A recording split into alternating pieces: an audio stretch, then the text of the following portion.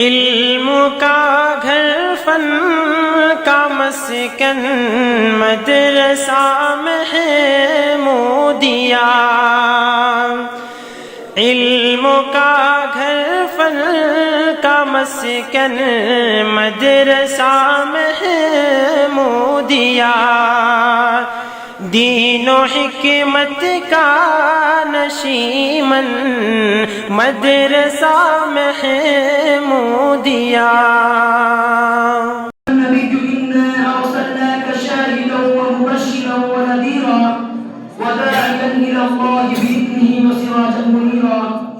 پتھر کو یوں تراشا نگینا بنا دیا، پتھر کو یوں تراشا نگینا بنا دیا، صحرا کو مسکرا کر مدینہ بنا دیا، دونوں جہاں کی پھولوں کی خوشبو نچوڑ کر، دونوں جہاں کی پھولوں کی خوشبو نچوڑ کر رب نے میرے نبی کا پسینہ بنا دیا۔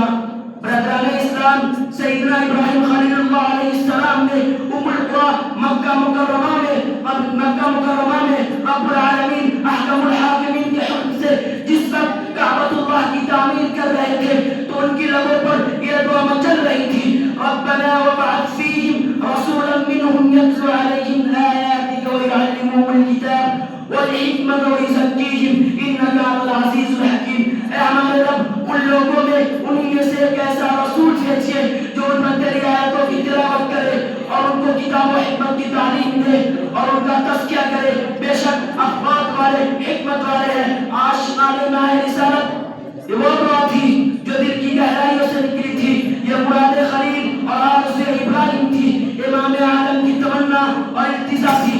پاکیزہ مقام پر مبارک زبان سے ادا ہونے والی نورانی کلمات تھی جو رب العالمین کے دربار میں شرف قبولیت سے ہمکنار ہوئے۔ خالق کائنات نے اپنے خلیل کی آرزو کو پورا کرنے کا فیصلہ فرما لیا تھا۔ دعا کرنے والا امام الناس تھا، قبول کرنے والا رب الناس تھا، لہذا اس دن سے قدسیوں میں اس رسول مکتوب کا تذکرہ ہونے لگا، آسمان میں اس کا چرچا ہونے لگا اور انبیاء و مرسلین اس نبی آخر کی بشارت دیتے رہے، کتب و صحف اس کے اوصاف گناتے رہے، تورات اور انجیل کی صفحات اس کی فناخوانی کرتی رہی، روح اللہ نے اس کی بشارت سنائی، کلیم اللہ نے اس کی اطاعت کی تمنا کی، شب و روز گزرتے رہے، اخبار بدلتی رہی، آفتاب اس کی زیارت کی تمنا میں زیاباشی کر رہا تھا، مہتاب شوق دیدار میں چاندنی نچھاور کر رہا تھا، گل و بلبل یاسمین و سنبل اس کے زیارت کے لیے بیتاب تھے، جمادات و نباتات اس کے لیے فرشراہ تھے، دیور و حیوانات اس کے لیے چشمراہ تھے۔